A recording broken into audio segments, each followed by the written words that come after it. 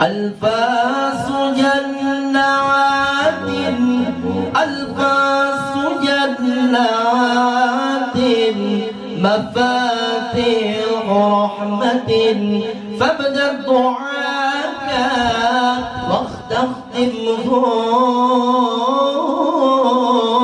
بالصلاة. Bismillahil malikil qudusis salam. Bismillahil azizil hakim. Wassalatu wassalam ala sayyidina wa nabiyyina Muhammad wa ala alihi wa sahbihi ajma'in. Paina insyaallah ba'asuli kitabi Syekh Abdul Qadir Jalani Fathur Rabbani wa nafa'ana bihi wa ulumihi bidarain amin ya rabbal alamin. Paina insyaallah hari ini kita membicarakan kitab Syekh Abdul Qadir Jalani Fathur Rabbani. Mudah-mudahan melewati saluran kitab beliau dan melewati saluran Syekh Abdul Qadir Jalani kita mendapatkan manfaat, berkah, kasih sayang dari Allah Subhanahu wa taala di dunia dan akhirat. Semoga itu juga berkembang untuk anak istri kita, keturunan kita dan lingkungan kita. Amin ya rabbal alamin. Faqala al-mu'allif rahimahullah, berkata pengarang kitab Syekh Abdul Qadir Al-Jailani, wala tatlabu ziyadatan alaihi. Ya gulam, wahai anak-anakku, tidak usah lagi lah engkau terlalu banyak menuntut ziyadatan alaihi, tambahan demi tambahan kepada Allah Subhanahu wa taala. Ini adalah puncak kesimpulan minggu kemarin. Yang minggu kemarin kita diajarkan oleh Syekh bagaimana kita qanaah. Qanaah sudah maknanya adalah orang yang mengenal Allah itu pasti dia qanaah. Qanaah itu apa? Kemarin qanaah itu ialah puncak syukur seseorang ditandai dengan sikap jiwanya yang tidak menuntut kepada Allah, tetapi jiwanya menyadari Allah telah mencukupi kehidupannya sedemikian rupa. Bukankah tanpa kita minta pun Allah sudah memberi kepada kita lebih daripada yang seharusnya kita dapatkan? Sebagaimana Allah berfirman, inna ni'matallah la tuhsuha. Sesungguhnya nikmat Allah itu la tuhsuha, tidak bisa dihitung banyaknya. Nah, ada persoalan rohani yang perlu diselesaikan dalam masalah ini, bukan sekedar apa yang disampaikan Syekh, tapi Syekh juga mengisyaratkan bagian-bagian batin terhadapnya. Untuk itu saya minta bantu kepada Syekh Imam Qusairi untuk menjelaskan perkara tentang masalah doa.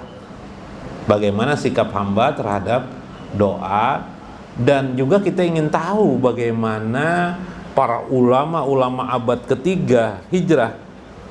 Nabi abad berapa? Abad 1 hijrah Nabi. Ulama abad ketiga hijrah, abad kedua dan abad ke-1 hijrah, kalangan sahabat, tabi'in dan tabi'in, bagaimana mereka menyikapi tentang doa kepada Allah Subhanahu wa ta'ala. Selama ini yang kita pakai doa itu apa? Disuruh kita banyak berdoa. Itu kelak dalam ilmu syariat. Ilmu syariat itu kelak. Nah, betul, ilmu syariat itu tidak salah, sangat bagus sudah.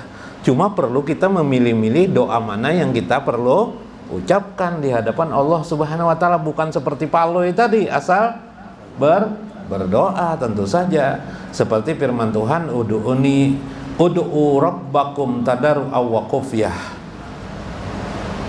Berdoalah kamu tadarru'an wa khufyah. Tadarru dengan cara merendahkan diri, menghinakan diri, wa khufyah, dan penuh cemas kepada Allah Subhanahu wa ta'ala. Itu sudah kita ketahui ayat-ayat tentang itu.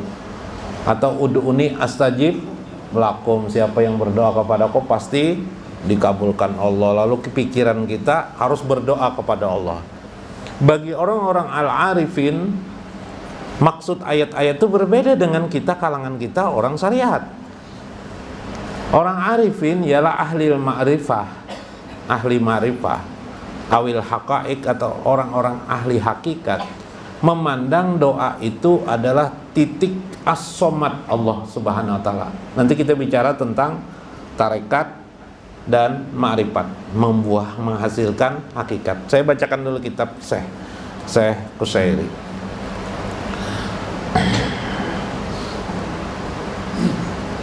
Waqad iktalafun nas bi an abdala du'a.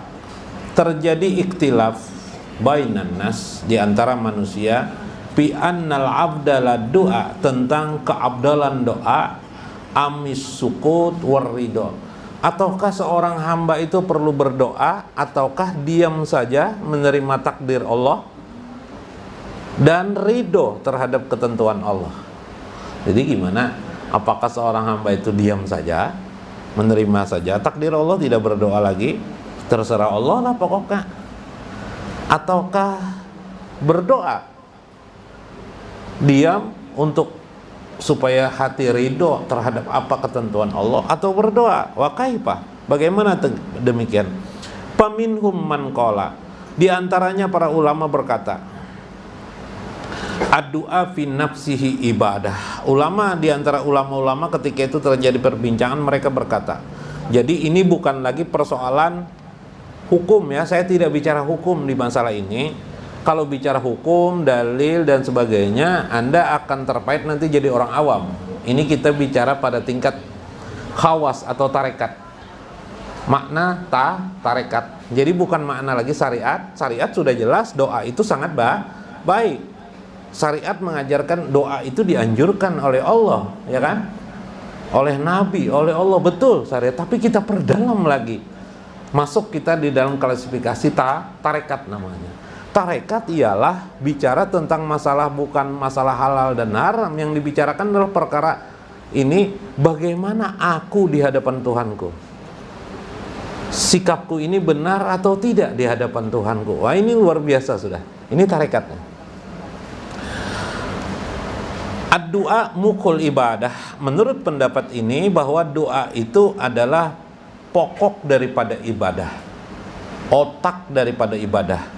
Wal ityan bima huwa ibadatu aula min tarkihi, maka dia adalah merupakan ibadah dan sangat utama daripada meninggalkan.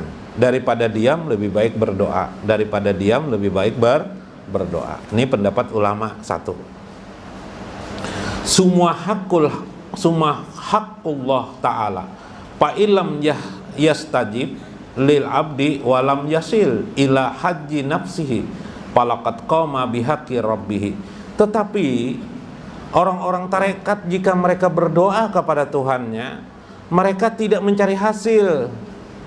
Kalau kita orang awam, nah orang kawas, mereka tidak mencari hasil, yang penting mereka berdoa. Kalau kita mencari hasil enggak? Cari hasil, hasilnya Pak, dikabulkan. Yang mereka inginkan dengan doa itu tetap terhubung dirinya dengan Allah Subhanahu wa taala. Beda lah. Beda.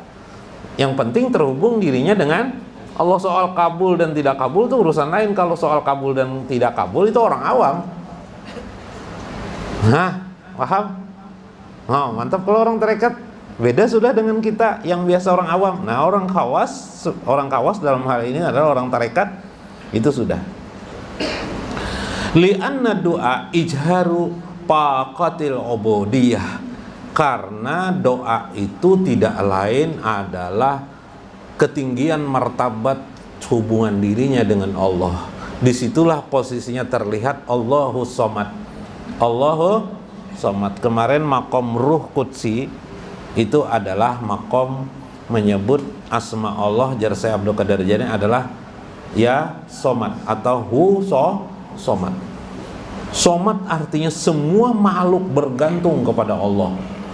dalam hal meminta. Maka ketika dia berdoa tergambarlah di situ dia adalah hamba, ada lagi Tuhan yang bernama As-Somad. Subhanallah. Paham? Pahamlah. Aduh, alhamdulillah.